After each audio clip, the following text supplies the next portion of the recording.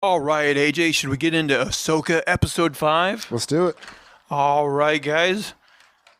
And once again, I'll just note you might be like, yeah, this is a bit of a late review. It is, but unlike a lot of places, we're going to give you an in depth, scene by scene review. Actually, AJ, before we do that, like overall, I think we've said like we feel like maybe like a 7 out of 10 range for this show. Yeah. After seeing this episode, are you still feeling high on it? Yeah, I am. I think seeing like some backstory of where she's coming from and like how she grew up and what her mentality was and how it's changed. I think it's interesting. Yeah, I think it's good. Yeah, I'm still enjoying it. Like, I think as we'll get into there's a lot of dialogue in this episode, and like a lot of times, like some of it I think is kind of throwaway to where, but it's uneven, I would say. But I'm still overall liking the show, and I think visually, like, the show still looks pretty good. I think It does, yeah. Although, actually, there's one thing I was curious about, and we'll get in. Well, so as we found out in the end of the last episode, like, kind of a ghost of Anakin shows up, right? Or a vision Like of a Anakin. Force ghost or something. Yeah. And during this episode, it has two different versions of him. The one she meets first, which is kind of a younger version, and then later on in the episode, a version of him a little bit older. Right. And I thought CG wise, like the younger one looked where you could tell a little bit of Yeah. the CG-ness. But then I thought when they got to the other one, I was like, oh, this one looks way better for some reason. Yeah. And I didn't know if maybe they were using more of actually Hayden Christensen or something. I think they was still like CG to a certain extent, right? But I don't know. I just thought that other model of him looked better for some reason. Yeah, I didn't notice it. Like, I did notice at the beginning, like when they first Right. showed him, and then after that, I didn't really notice any issues with him. So I think they must have fixed it. I didn't really pick up on it. Yeah. Yeah. All right, so let's get started on the plot. So we start out with a scene between Hera and her lead pilot, Carson. Hera tells Carson to do a sweep of the planet. They're on Cetos after she discovers nobody around like that Stonehenge area. And I guess their sensors aren't really picking up anybody. Jason... Is it strange to you that like whenever they visit a planet, they know the exact spot to land on? Like these are planets. if you went to Earth and you were like, all right, let's go get to that location on Earth, like what? How? It is something I notice on a lot of these like sci-fi shows like Star Wars that, yeah, you just kind of have to accept that, oh, they picked up something with their instruments and it leads them to this. But the other funny thing is that Star Wars specifically is famous for having like, oh, this is an ice planet. This is a desert planet. This is a forest planet. And it's not like, apparently nothing's like Earth where you get a mix of a little bit of everything. Right. It's all like one thing, each planet. Like this is its planet's gimmick. Like Hoth is an ice planet, and this one's a forest, and it's so that's a bit silly too. Like Tatooine, oh, it's a desert planet, Right. And also like if you have a choice to actually like live where you want to in Star Wars, and maybe some people do and some people don't. I'm not picking the desert planet. Nope. Or the ice planet. Yeah, maybe I'll go to the forest planet. I Yeah, guess. for sure. Yeah. Give me one of those good-looking planets. Like, well, Cetos looks fine. Yeah, Cetos seems all right. A lot of water, I guess. A lot of trees, and but Jason asked Hera if he can come out of the spaceship. And she agrees as long as he doesn't go too far and take Chopper with him. We mentioned in that one episode that, she's kind of a bad mother for even letting Jason come on the ship. Yeah. For a while, I thought she was just going to let him go, like, Go do what you want. Yeah. go walk through the woods. Just don't go too far, even though there might be murderers here. So, like, I guess she brought Jason because he's force sensitive. I'm gonna try to reason it. I mean, he is force sensitive. But Still don't think you bring a kid. At the same time, she thought she was going to meet up with Ahsoka, who's much more force sensitive. So I don't even know if that's a good excuse. But maybe you could say, yeah, maybe she thought she was going to have trouble finding Ahsoka, and so she thought bringing Jason along would help. Yeah. But still, I think most mothers would be like, no, I'm going to a really dangerous spot. I'm not going to bring my small son. Yeah, I would think so too. But it ends up not mattering because him and Chopper just stay around the Stonehenge place. Hera hears a noise, which ends up being Hu Yang holding Sabine's helmet and saying how he told them to stay together.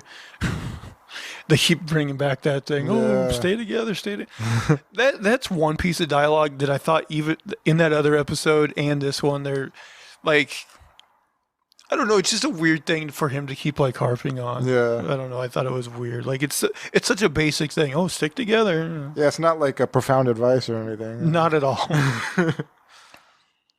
And it's not like a thing where like Ahsoka and Sabine were like had a bunch of animosity towards each other where like, you know, he should have thought like, oh, there's a problem here. I better tell them to stay together because they hate each other. It wasn't like that. You know? So I don't know. It's weird, a little weird. Mm-hmm. So now we're in I think they call it like the space between worlds or something. Yeah. Where Ahsoka tells Anakin that he looks the same, and he says she looks old.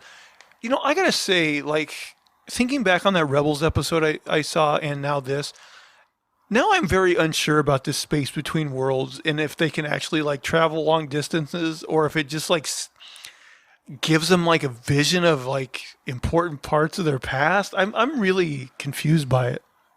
They can't like time travel through there. Like they can't. I know that they can't go to like other time periods because like that'll destroy everything or something. That'll like ruin somehow it would like destroy the universe or something. I'm not sure what it is. But like when Ezra pulled Ahsoka through that portal that one time, it was okay. Yeah, and I thought that was somewhat like time related because I thought that her fight with Darth Vader happened. Maybe I'm wrong about this. I thought it happened before he like pulled her out or whatever. So that and the other thing, if you watch that episode, like eventually the Emperor, who's still alive at that time, he opens a portal. Oh right, he tries to come through. And he shoots a fireball like at them. So that's why I was thinking that these have to be connected, like physical place to physical place in some way, right? If he can do that, yeah, you would think so. I found it very confusing. Yeah. I guess this place just kind of does what it needs needs him to do. But yeah, anyway, they have this dialogue. Ahsoka tells Anakin that he looks the same, and he says she looks old. Ahsoka asks him what happened, and he says she lost a fight, which causes her to remember, oh yeah, I fought Balin, and he kicked my ass. Anakin says it's good that she remembers because it means she still has a chance to live. So, like, we're meant to believe she's, like, hanging on a thread as far as her life, I guess. Mm-hmm. Anakin says he's there to finish her training. Ahsoka says it's a little late for that, but he says you're never too old to learn new tricks. She asks what the lesson is, and he ignites his saber and says to live or die. Ahsoka says she won't fight him, but then he advances towards her and she instantly starts fighting him and they start clashing with He sabers. says, like, I've heard that before, which is a reference to, like, Luke not fighting him, I guess. Yeah, you're probably right, yeah. Mm-hmm. So, yeah, they begin to fight. So now we go back to Cetos. Hu Yang tells Hera that the map is broken beyond repair. Hu Yang surmises that since they haven't found Ahsoka or Sabine, that they might have been aboard Morgan's ship. Carson shows up. He tells Hera that if they don't go back to headquarters soon, that people will start to ask questions. But Hera doesn't want to go without finding anybody. Jason interrupts to say he can sense something in the water. But Hera says if there was something out there, Chopper would have picked it up. Hera then tells Carson that she will use her rank as a general to cover for them, you know, if the higher-ups do start asking questions. So Jason tells Hera that he can hear lightsabers clashing in the waves of the ocean. And when Hera concentrates, she can hear them too. What did you think about this? I get why he could hear it. He's force sensitive, but I don't know why she could hear it. Yeah, I kind of felt the same way because it's like, that's why I think like the Force, like it does kind of do whatever they wanted to do. Because you're right, like she's not force sensitive. You wouldn't think she would necessarily be able to hear it at all. Right. So I think I would have liked it better if, like, he says he hears it, and like maybe Carson's like, man, I'm sorry, but your kid's hearing things. Yeah. And then she's maybe like, I'm going to go out on, I trust him, so I'm going to go out on a limb and like trust his instincts and like search more or something like that, Mm-hmm. And then Hu Yang could still say the whole Jedi line, like, oh, the kid is force sensitive, or whatever. Right? And then it makes sense. I thought maybe something like that would work better. Mm-hmm. And also, like, I wonder if we'll ever get a background on this planet, because this planet definitely seems like it, I don't know, might have a Jedi temple on it somewhere. Just the fact that she falls in this mystical water and it actually goes to this, there's definitely something mystical about this planet. Yeah, already like the witches, live there, so there's got to be some sort of like spiritual something about it. Like that is a good point. I forgot about the witches thing, because that does seem like where maybe Morgan and her sister witches, so maybe that has something to do with it. Yeah, it's one of those things I kind of wish they would explain a little more. Right. I'm sure there'll be some comics about it. That's a good point. Yeah, they can fill stuff in with comic books. So Hera tells Carson to get a squadron in the air and do a close sweep of the ocean. She tells Hu Yang to come aboard her ship. I wrote, she abandons Jason on land with Chopper. Which, here's the thing, like, I know they did a plan. I mean, I guess they did a scan of the planet and didn't see any life forms, but do the scans, I wonder, pick up, like, possible droids? Because there was that one enemy droid in the last episode or whatever. Yeah. And then there's mystical witches and stuff, too. It just seems like it maybe would be dangerous to leave him on the planet. Even just, like, poisonous gases in certain areas. Who knows? Like, you never know what could be out there. Or animals, possibly. Yeah. And the other thing is, like, okay, I know Chopper, like, has this little, like, taser thing, but how much can he actually help defend Jason if there's big trouble? I don't know about that. Don't knock Chopper. All of a sudden, like, this, like, huge, like, arsenal comes out of his, like... He's got, like, 8 lightsabers. Yeah. That would actually be pretty funny.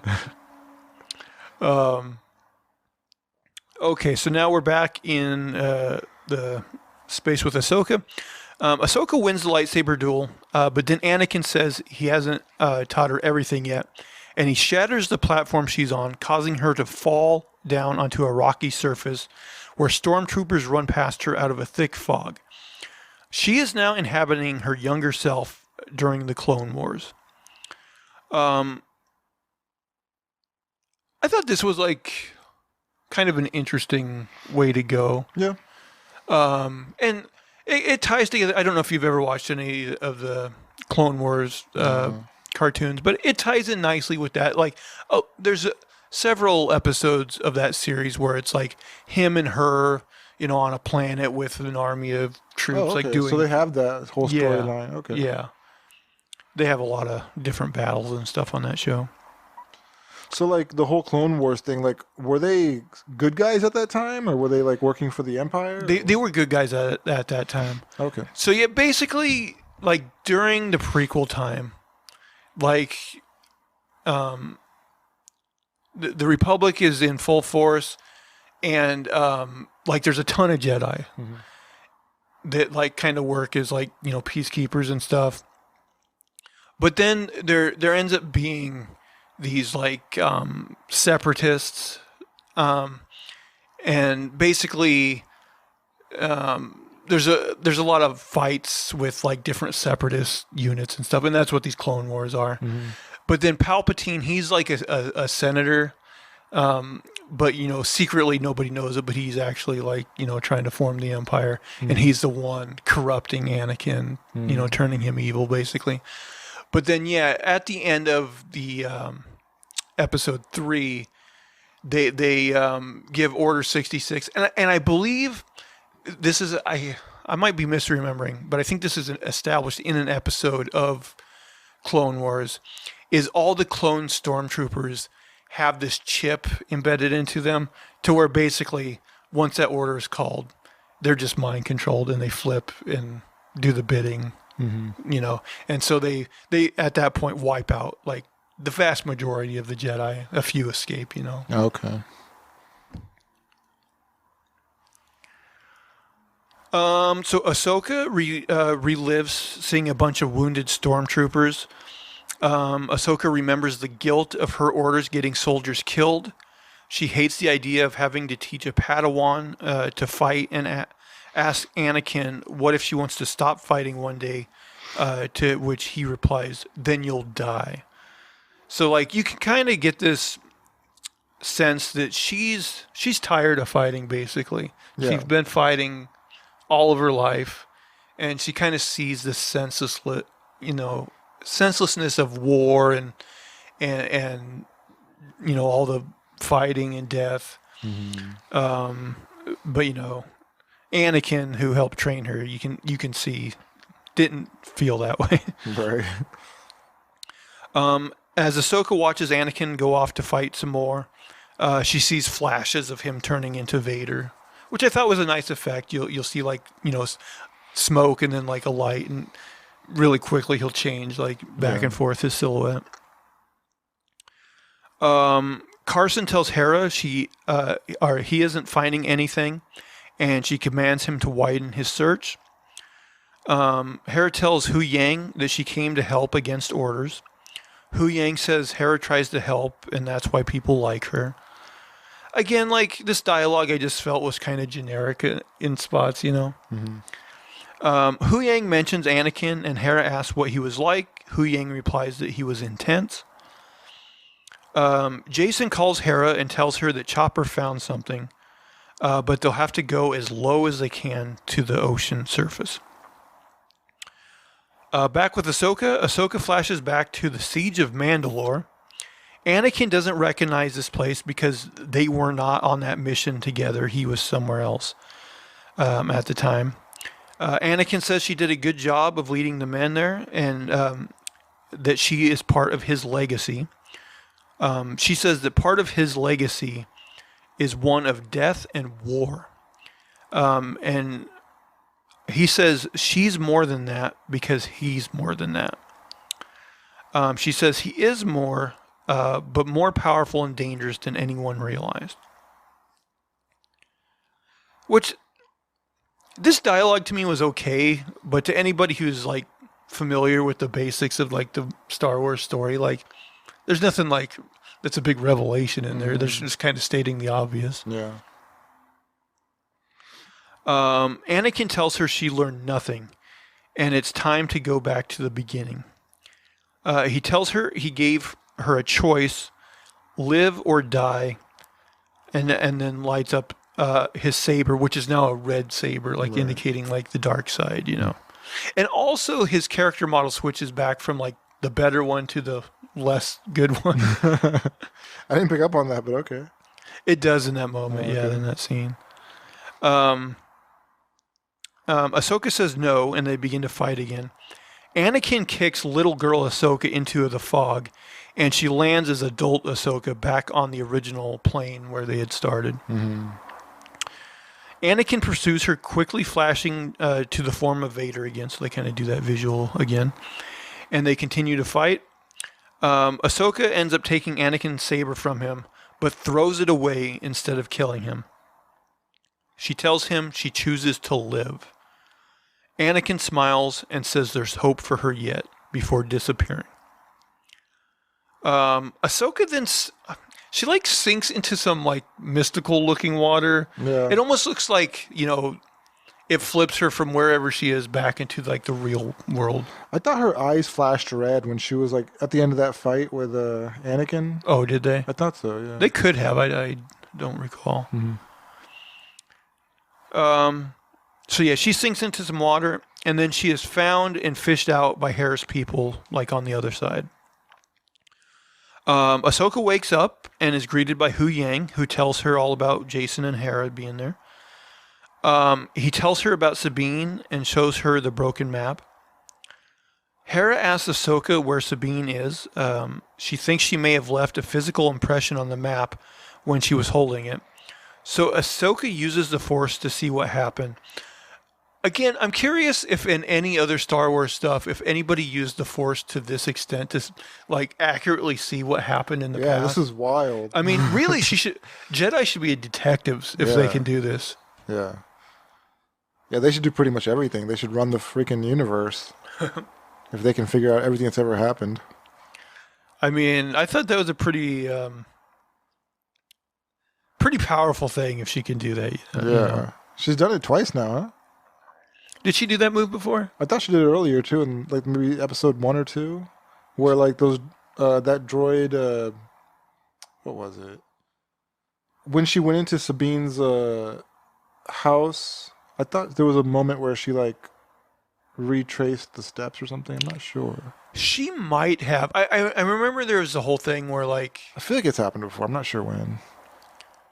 You know, I thought going back to that scene from episode 1, instead of like what happened, I thought she was gonna like use her Jedi Force to like communicate with Sabine's like cat and like find out what happened that way, which she probably could have. Yeah, why not? It's a living thing. Leave an impression on it. So Hera wants to go after Sabine, but Ahsoka says it's not that easy. Carson interrupts Hera to tell her that the fleet is coming after her for her disobedience. Ahsoka sees the Purgle in the sky, presumably giving her the idea to use them to go to Sabine. So now we get a scene with Hera. She has Mon Mothma on the holographics. And she tells her that she has not been able to get any evidence about Thrawn. So Mothma tells her that her and Ahsoka must return with the fleet. Hera says she's not sure she can agree to that, or that Ahsoka would agree to that. Mothma tells her she is going to need Ahsoka's testimony if she has any hope of hanging on to her rank as general. Which makes me think that either like at the end of this series, like Ahsoka will come back in the nick of time and like save her rank or whatever, or like that'll just be her sacrifice as she ends up, you know, having to give up her status or something. Right. Yeah. Ahsoka says she knows how to follow Sabine, so the fleet flies out to the Purgle. Ahsoka steps out to communicate with like the largest Purgle in the group. Carson tells Hera that the fleet has arrived, and she tells him he must keep them away so they don't disturb the Purgle. Carson tries to stall the fleet, who ends up threatening his rank and starts to charge a tractor beam. So this basically causes him to like go okay and tell him what's really going on, but it ends up taking long enough that it buys them the time they need. Yeah. So the large Purgle opens its mouth, and Ahsoka tells Huyang to take the ship inside. Ahsoka tells Huyang that she has no idea if the Purgle will take them to Sabine, but that going somewhere is better than going nowhere. All right. Hera tells the fleet captain to move out of the way of the Purgle. This is another thing I thought was kind of silly, that like there's so much like, you know, open space above this planet that the Purgle are coming right at them, that they have to move. I'm like, okay, this is another one of those things that happens in these shows that you're just like, okay. The odds aren't good that this would be the case, but if you say so. Right. Ahsoka promises Hera that she'll find Ezra and Sabine, and then the Purgle launch into hyperspace. And that's where we find ourselves at the end of the episode. Yep. So that being the case... hey, do you think it's weird that we're watching a show with a guy who's dead? Like, whenever you watch a show or a movie with a person who passed away, isn't it kind of weird? Like, it does feel weird. I remember feeling that way when I first saw The Dark Knight. And I was like, you know, I knew Heath Ledger was dead. Yeah. And I'm watching his, like, you know, one of his final performances or whatever. Yeah. It does feel weird. It does put kind of a melancholy over it, you know? Yeah. It feels like, to me, it feels like a static image. Like, that's there, and they're permanently visibly always going to be there for us, like in these platforms, like these shows or whatever. But the real person is gone. It does feel a little bizarre. Yeah. Like when it's that soon after they die. Yeah. Yeah, it feels bizarre. Yeah. I do remember feeling that same thing watching The Dark Knight. I'm like, this is a great performance, but it does feel weird knowing that like he's dead. Yeah. Yeah. It's kind of odd. Where like once there's enough distance and it doesn't feel quite that way. Right. But this person just passed away. Right. Yeah, I think just months ago Ray Stevenson passed away. Yeah. I mean, the fact that he filmed this whole season and like it's out there on this release date, you know, it's all perfectly lined up, except he passed away. That's nuts. Just feels weird. I do wonder, you know, what they'll do if his character survives this season and whether they'll recast or whether they'll just write him out of the show. Yeah. That's the other thing is like, I'm generally okay with recasting, but I can definitely tell like, you know, people that actually work with the actor on set and are like, oh, I love this person. I feel weird about recasting them. I can totally see that side of it. Yeah, that's true too. Like with Black Panther, I didn't like the idea of him being recast, but I don't know. With this character, I guess I'm just not as like I you know, season 1, it's still the very beginning. It's still the, you know, tip of the iceberg, you know. So there's still much story maybe still to tell, depending on how long they want to keep this going. So I mean, if it's imperative to the story, I don't know. I guess I'd be okay with them replacing him as long as they're okay with it. Yeah, it's just this character. I don't know, you know, overall how important he's going to be to the overall story. You know, they might have to recast him if they really had that's what I was thinking. Deep plans for him, you know. Mm-hmm. But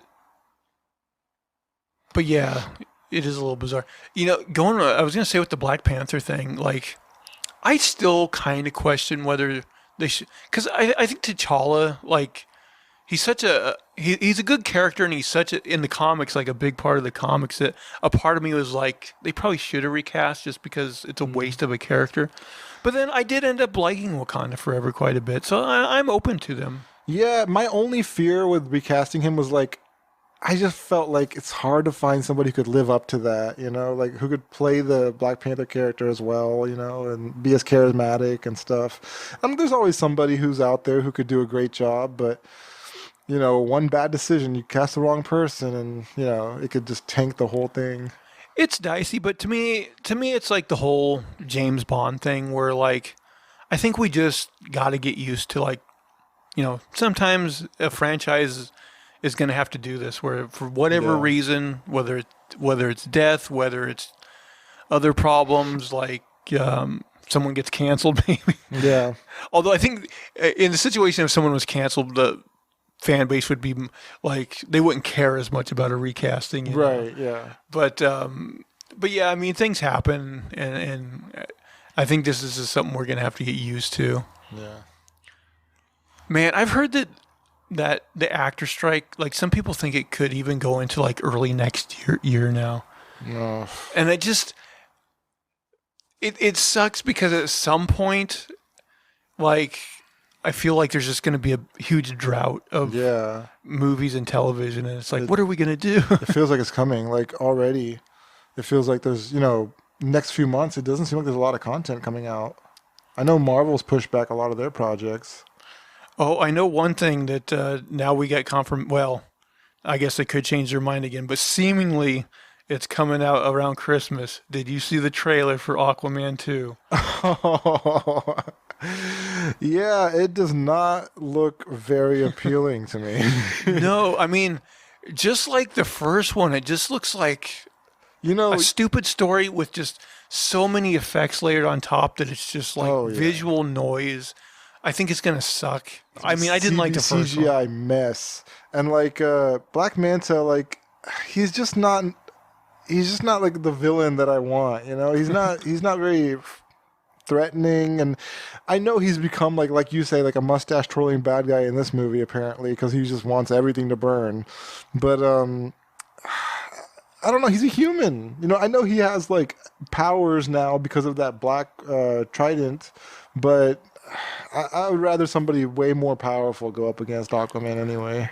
Man, I saw the first movie and like I don't even remember. I think like he blames Aquaman for like his father's death or something. I mean, I kind of get it though. His father could have been saved by Aquaman, but at the same time, they did kill a bunch of people on that sub in the first place, didn't they? I think so. Yeah, I'm And pretty then sure he's like a bad dude. Yeah, they were doing bad stuff. I mean, like there was no Aquaman had no, need, like he didn't have to do anything. Yeah, it's not like he was a good dude and then all of a sudden, oh, Aquaman didn't save my dad, so now I'm a villain. Yeah. Like he was already like a Like they piece of put crap. themselves in that position. Yeah.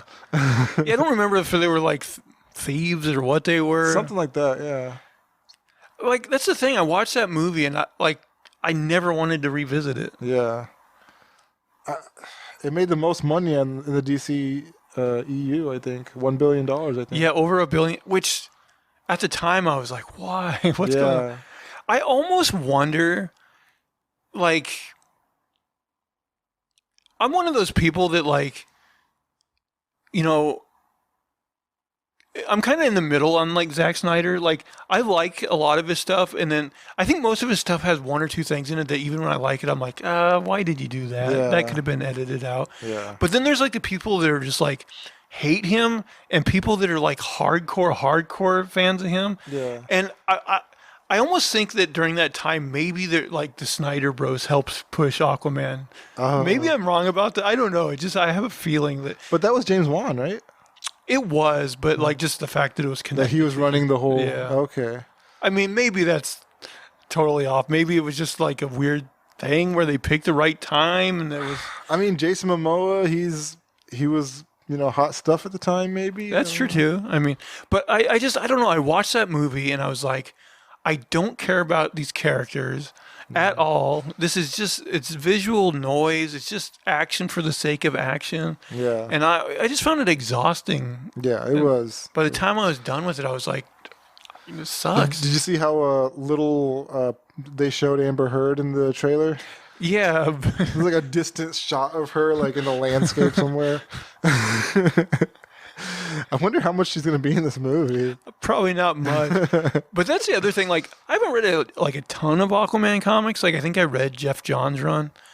But, like, it seems like she's one of the more interesting characters, like, in his cast of, like, extended characters, like, their relationship. Mm-hmm. So, like, minimizing her, like, probably makes it less interesting. I don't know. Yeah, that's true. It depends on what new interesting characters they introduce in this movie. I don't know. Like, maybe they'll bring some new people in to make up for those other actors. The thing that would save this movie is if she poops the waterbed. Well, I mean, they almost poop in the water, right? You think they get out and on the land? You know what? That's nothing. No, I've never seen that explored in Aquaman comics. Yeah. Or anything. But yeah, they got to be pooping in that ocean. Yeah. Right? Yeah. Dude, that movie, I would love it if just like every so often, like we just saw this Like a turd floating around. this turd, like people will be talking and it'll be just like nothing. Like they'll drop a turd out, like they don't even acknowledge it.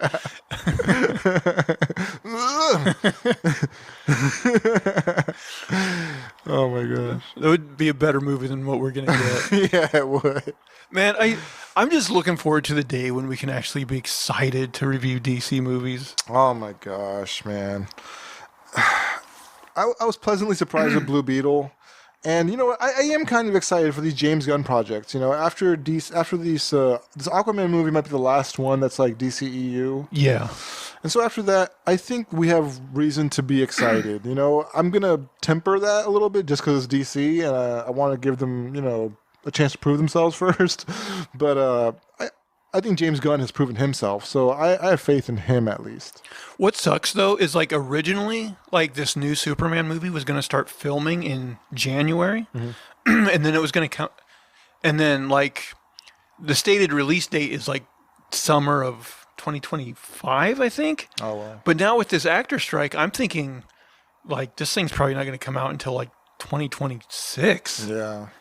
Like, Man. which, I mean, maybe not. Maybe like the studios will be like put together a plan to where they can really hit the ground running with their different projects once this thing is over. But I don't know. I think like I said, I think I think there's going to be a drought.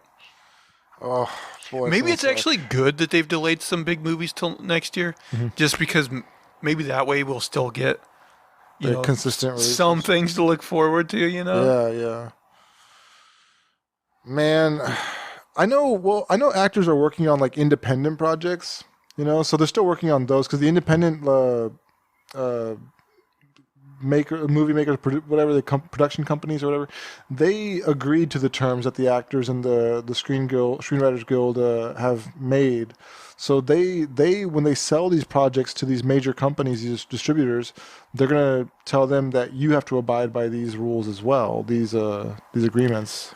Yeah, I know. As far as promotion goes, I knew that some of those smaller independent distributors or whatever, that don't have as much money on the line, they agreed to the terms and it allowed the stars of those movies to still promote them. Right. I don't know if they're actually allowed to still make stuff. Yeah, there's still actors are still getting jobs. They're still getting roles. Oh. Yeah. Maybe next year will be the biggest year for independent cinema. Right? Yeah, they could make the big jump and become the big guys.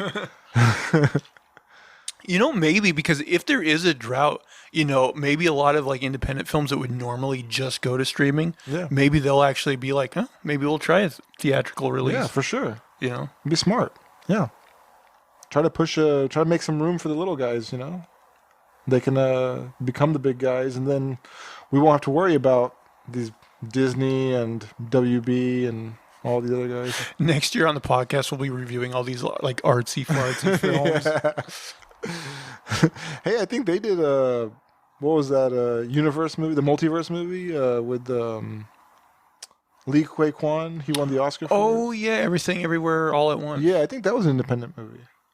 I think it might have been. Yeah, I actually watched that maybe a month or two ago. It was okay, I thought. Okay. Decent.